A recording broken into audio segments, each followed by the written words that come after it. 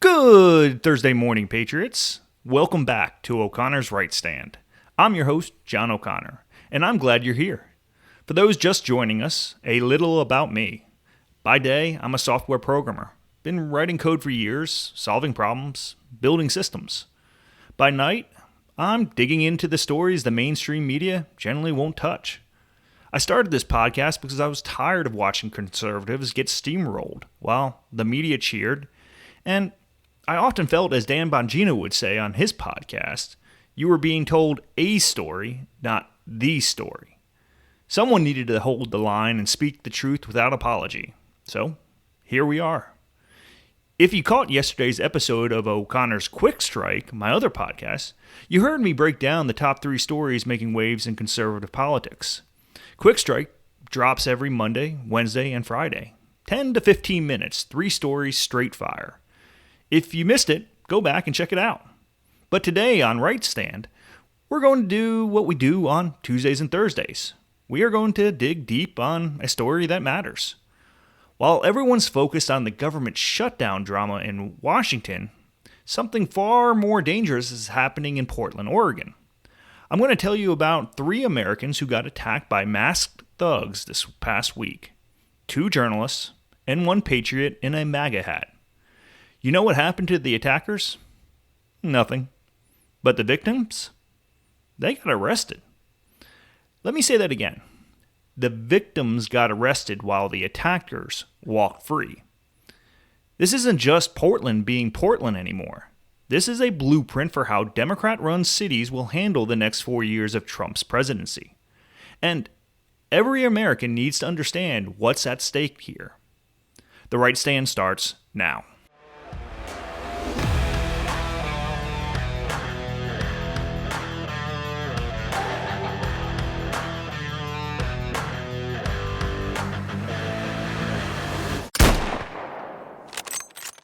Let me start with Katie Daviscourt. She's a reporter for the Millennial, and she's been doing something the mainstream media refuses to do. Actually covering what's happening outside the ICE facility in Portland. Tuesday night, October 1st, Katie's standing there with her camera, doing her job. A masked woman walks up to her and swings a flagpole at her face like she's swinging for the fences at Fenway Park. Connects right under Katie's eye. Leaves her with a massive black eye that she showed on Fox News the next night. Now, here's where it gets insane. Katie immediately ran to a Portland police officer and told them what happened. But the attacker was fleeing, so Katie chased her down. For 35 minutes, Katie tracked this woman through the streets. She kept pointing her out to police, saying, "This is the person who just assaulted me." And you know what the Portland police did? Nothing. They let the attacker walk away into an Antifa camp. But wait, it gets worse. An hour later, Portland police put out a bulletin asking the public for help identifying Katie's attacker. The same attacker Katie had pointed out to them personally. Think about that. They refused to arrest someone when the victim was standing right there pointing at the suspect.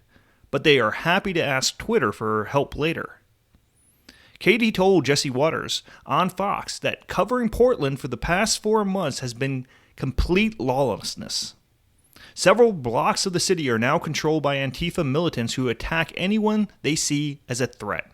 Journalists, local residents, even ICE agents themselves. The next night, Thursday, October 2nd, a conservative journalist named Nick Sortor was covering these same protests. Nick has over 1 million followers on X, and he's been documenting the chaos in Portland that local media won't touch. Federal agents had just maced some protesters who were getting violent. Nick caught it on camera. The protesters were crying and screaming about getting maced. Embarrassing footage for them. So they swarmed him, shoved him into a flower bed. Someone threw a punch. Nick's camera got broken. He swung back in self-defense and missed. Then he got up and walked straight to a group of Portland police officers, thinking they'd help him. Instead, they arrested him. Let me repeat that. Nick Sortor got attacked. His equipment got destroyed. He defended himself. Then he walked to the police for help, and they arrested him for disorderly conduct. The people who attacked him? they went home for the night. Nick sat in the back of the police car while the cops figured out what charge to hit him with. That's not how law enforcement works when you have probable cause. That's how it works when you're looking for an excuse. He spent a few hours in jail before being released Friday morning. And here's the kicker. When Nick got out, Attorney General Pam Bondi personally called him. She told him the Department of Justice was opening a full investigation into the Portland Police Bureau. The investigation's been being led by Assistant Attorney General Harmeet Dhillon. Dhillon sent a letter to Portland City Attorney and Police Chief demanding all evidence by October 10th. Body camera footage, arrest reports, internal communications, everything. Dhillon's letter specifically mentioned potential viewpoint discriminations. That's legal speak for, you are arresting conservatives while letting leftist terrorists walk free. The charges against Nick were eventually dropped. The county district attorney reviewed the video and admitted they couldn't prove Nick did anything wrong. In fact, the DA said Nick's actions were defensive in nature and justified under the circumstances. But here's the problem. By that point, Nick had already been arrested, jailed, and dragged through the system. That's the punishment. That's the message Portland police wanted to send. Now we need to talk about what Portland police said behind closed doors. Oregon and Portland sued to block Trump from sending National Guard troops to the city. During the court proceedings, an email from Portland Police Sergeant Andrew Braun surfaced in the case documents. This is one of the most infuriating things I've read in a long time. Sergeant Braun called Katie Daviscourt, another journalist named Shelley Baruch, and a conservative activist named Ryan Amaker chronic instigators. He said they'd show up to intentionally agitate Antifa to get assaulted. A Portland police sergeant put in writing that these Americans deserve to be attacked because they showed up to report the news. It's the "your skirt was too short" defense. It's victim blaming at its finest. Katie has been documenting Antifa violence for months. Shelley was actually attacked in August. 2 Antifa members kicked in her head. Now, Portland police are saying that these women brought it on themselves by having the audacity to show up with cameras. This isn't just bad policing. This is police siding with domestic terrorists against American citizens. Now, Sunday night, October 6th, Nick Sortor was back out covering the protest because, hey, that's what real journalists do. They don't get intimidated. Antifa attacked him again. This time, they grabbed his American flag, the one he had saved from being burned earlier, and ripped it out of his hands. A patriot named Thomas Allen was there. He's 36 years old and from Portland. He was wearing a MAGA hat. When he saw Nick getting attacked, he stepped in to help. Video shows a guy in black bandana coming at Tommy with what looks like a weapon. Tommy knocked him out with one punch. Clear self-defense. Guess who got arrested? Tommy Allen. Charged with 4th-degree assault and 2nd-degree disorderly conduct. Meanwhile, Nick was getting attacked again, and Portland police did nothing about the attackers. Tommy told reporters later, they call it hate speech, but it's not hate speech, it's speech they hate. And that's exactly right. Portland police have been arresting Tommy all week. They got him twice in 7 days. Plus, ICE detained him on a separate day. His crime? Standing up to terrorists while wearing a MAGA hat. Here's what the Trump administration is doing about this mess. President Trump authorized Pete Hegseth, the Secretary of War, to send National Guard troops to Portland, about 200 troops. Their mission, protect the ICE facility from Antifa attacks and restore order to a city that's abandoned the rule of law. Oregon Governor Tina Kotek and Portland Mayor Keith Wilson immediately sued to block it. They said, there's no national security threat in Portland. They said their communities are safe and calm. Safe and calm? Katie Daviscourt has a black eye. Nick Sortor's been arrested twice for defending himself. Tommy Allen's facing criminal charges for stopping an attacker. But sure, everything's fine. A federal judge sided with Oregon and blocked the National Guard deployment. Trump's lawyers are appealing. Meanwhile, White House Press Secretary Caroline Leavitt announced Trump is reviewing all federal funding to Portland. And I quote, "We will not fund states that allow anarchy." DHS Secretary Kristi Noem told a podcaster, "What we saw happen to that journalist last night will not happen again." The DOJ investigation isn't just looking at Nick's arrest. Harmeet Dhillon's team is examining Portland's entire response to these protests. Why they arrest conservatives but not Antifa. Why they refuse to protect journalists. Why they blame victims for getting attacked.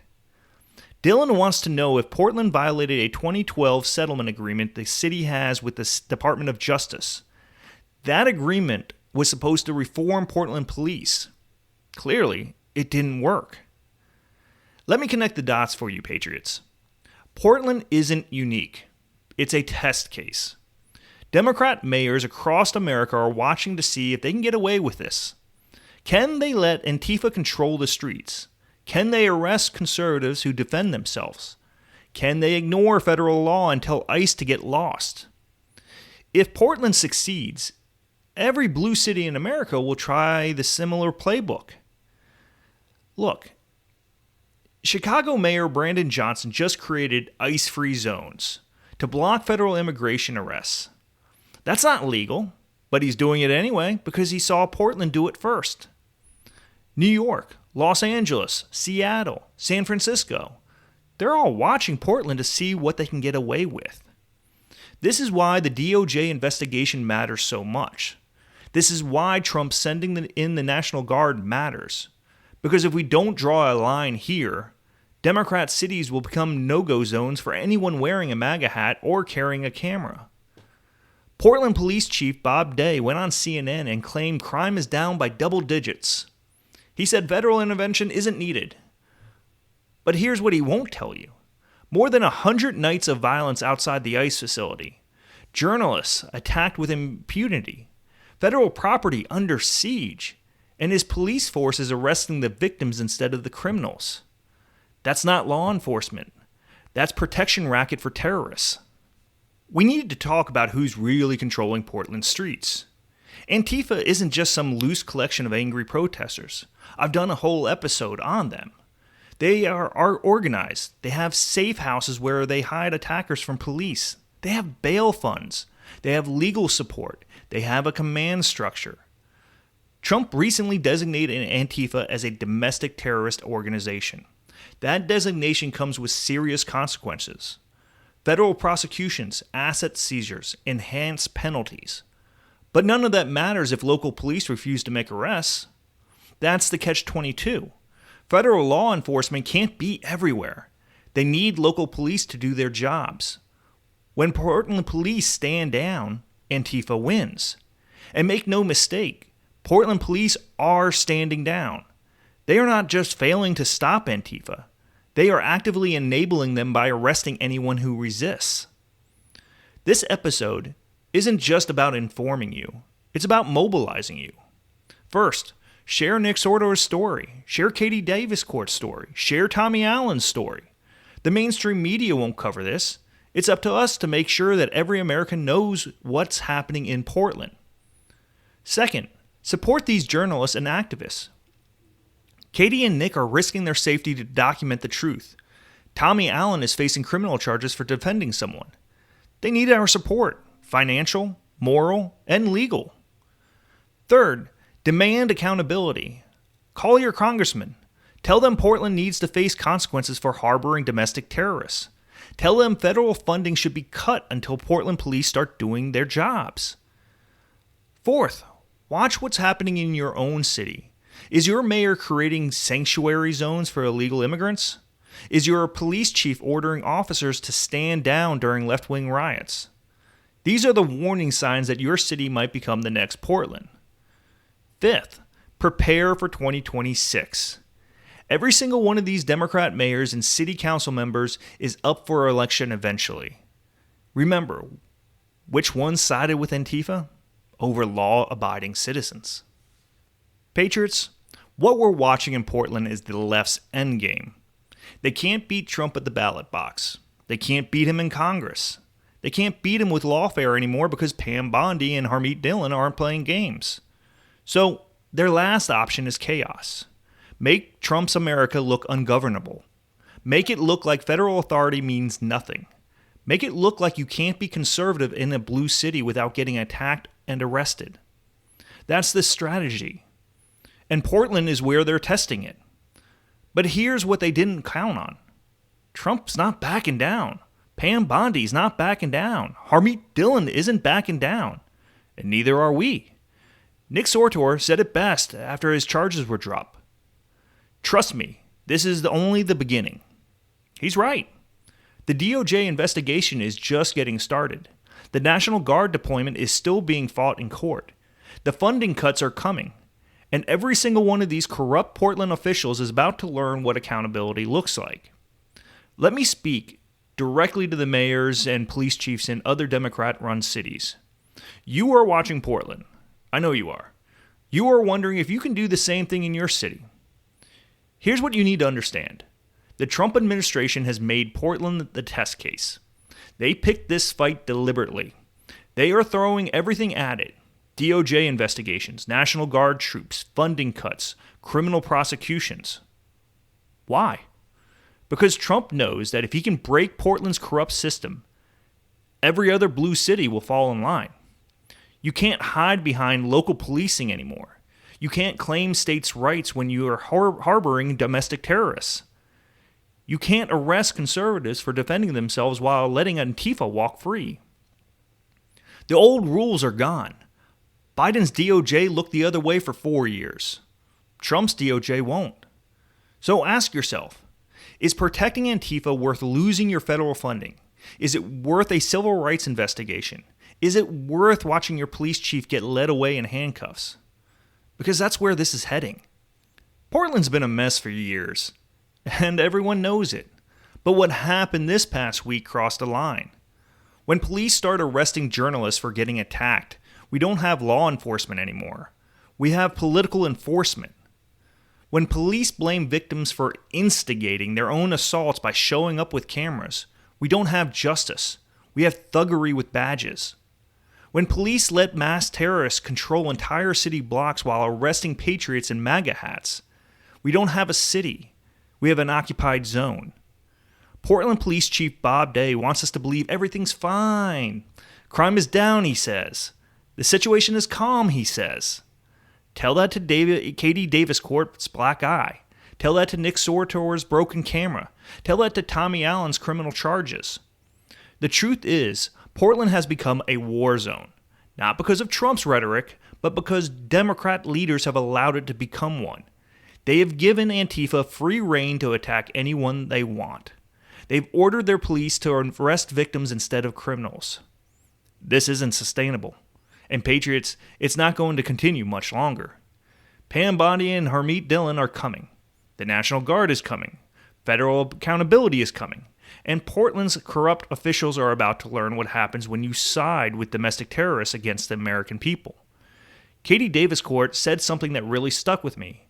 She told Jack Posobiec that the woman who attacked her was trying to blind her. That flagpole to the eye socket could have caused brain damage. Could have killed her. Think about that. These aren't protesters. They're not activists. They are violent criminals attempting to cause serious bodily harm to journalists who only crime is documenting their behavior. And Portland police are protecting them. That needs to end now. Patriots, I know this episode is heavy. I know it's frustrating to hear about Americans getting attacked and arrested for standing up for what's right. But here's the thing. We are winning. Nick's charges were dropped. The DOJ is investigating. The National Guard is coming. Federal funding is getting cut. And every day, more Americans are waking up to what the left has created in Portland. The fight isn't over. In fact, it's just beginning. But we have the momentum. We have the truth. We have the Trump administration backing us up. And most importantly, we have patriots like Nick, Katie, and Tommy who refuse to be intimidated. So don't get discouraged. Get motivated. Share this episode. Spread the word. Support these brave Americans and let Portland's corrupt officials know that the entire country is watching. The left wants you to think that Portland is normal. They want you to accept this level of lawlessness as the new standard. Don't let them gaslight you. What's happening in Portland is insane. It's criminal, and it's about to end. Stay strong, Patriots. Keep holding the line. And remember, we don't back down. We don't give up. And we sure as hell don't let masked thugs and corrupt cops intimidate us into silence. Make sure to check out yesterday's and tomorrow's episode of O'Connor's Quick Strike. And, as always, thank you for listening. I will see you next Tuesday on this podcast with another deep dive.